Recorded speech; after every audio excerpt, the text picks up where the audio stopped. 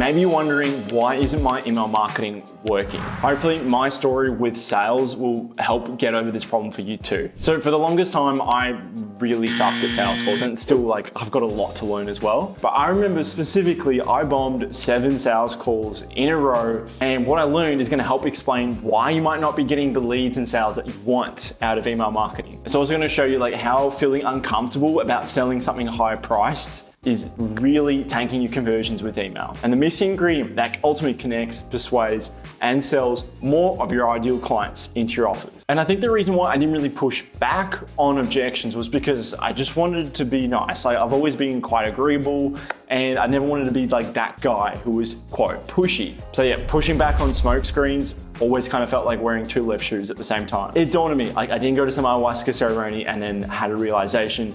This happened over a long time, but I came up with 3 realizations that are really gonna help you out, especially when it comes to charging high prices with email, because that's how you make bank with email. The first realization I had with my sales process could be the reason why you're not having success with email right now. And the reason is you're just maybe reluctant to dig into the pain. When you're thinking about it, right, people are showing up to the call because they want to solve a problem. And it's the same with email. People click on emails, even though there's a marketing message involved, because there's hope it's going to fix one of their problems. But here's the thing, here's what most people do. This is what I do, all right? We go put off problems. Like I'll go eat some cake, or I'll go exercise, or I'll just like completely avoid the problem because I just don't want to face it.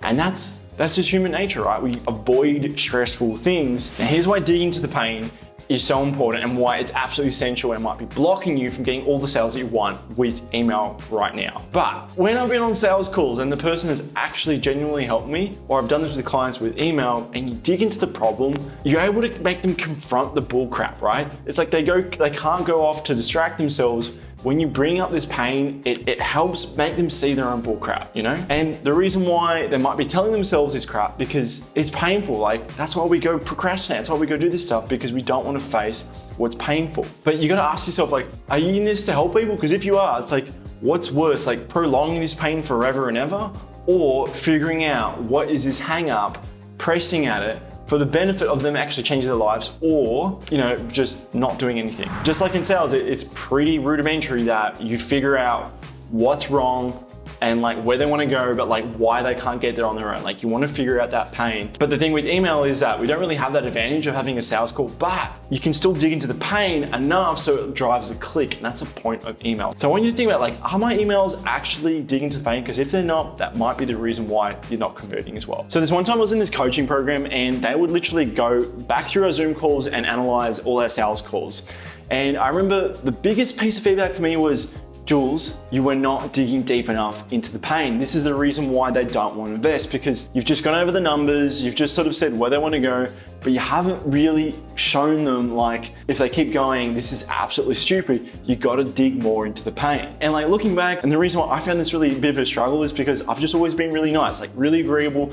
I didn't want to push past people's smoke screen. But this next part is going to help you understand why that is a complete disservice and why your email marketing probably isn't working. And this next sales mindset mistake could be costing you so many thousands with your email marketing. And this second one is about not being able to charge a high price and not feeling comfortable about it. Remember the first time I asked for $2,000 for a launch project when my previous best email was about $40. I went from like $40 to $100, and you bet, like, I was feeling so much imposter syndrome asking for, do you want it? It's $2,000. Then I got the confidence after every single call. I'm like, maybe you go 2.2, 2.5, let's do 3K.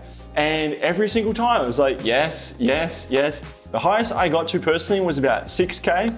And then after that, I went and just started doing retainer-based deals. But here's the thing, like I kept going higher and higher, and I knew if I wasn't comfortable being able to sell something expensive, like $5,000, $6,000, $7,000, then how am I gonna have the confidence to go and do this for a client who sells a $10,000 thing?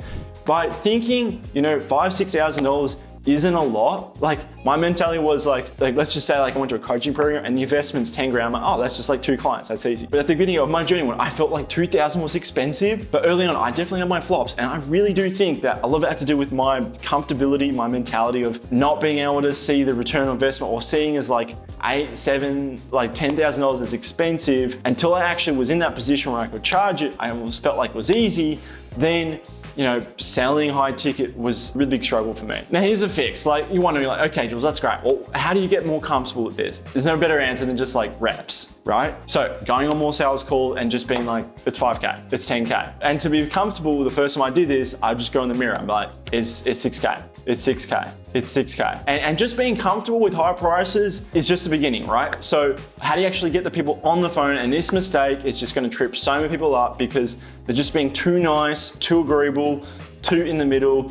This is the mistake. The third reason why you might not be converting as well with email is you're just not repelling who you don't want to work with. Hey, I know it's really difficult. There's cancel culture, people are walking on eggshells, and frankly, I just think this is getting absolutely ridiculous. And that people are literally like virtue police, like, oh my God, did you say that? You need to say this instead. Like, it's just a joke, but we're not gonna get into that. Personally, I still struggle to voice my opinion, even though I know deep down that when I do this for clients, when you have an opinion, when you stand up for something like a philosophy or a social issue, that things that you don't agree with, like education or homelessness, and you use that to your advantage in marketing to push away people who you don't want to work with, and you use that as your advantage to pull people in who think the same way as you, you're gonna be really surprised how good the results are. And I know it's scary because what happens is that when you actually start voicing your opinion, when you start saying, I don't agree with the mainstream about this, you're gonna get a bunch of people unsubscribing. And it sucks because in the short term, it feels like I could have sold those people. And it's true,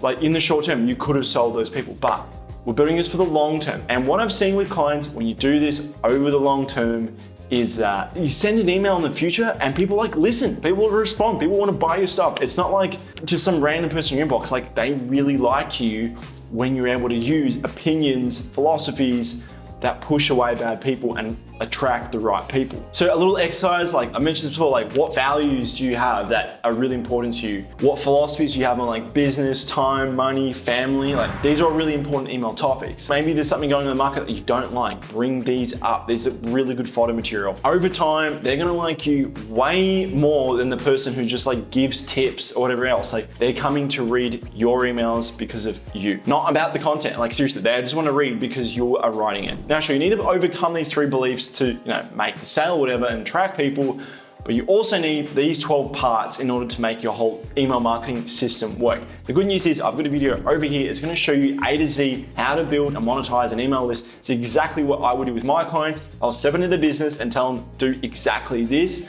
going to see on this video over here.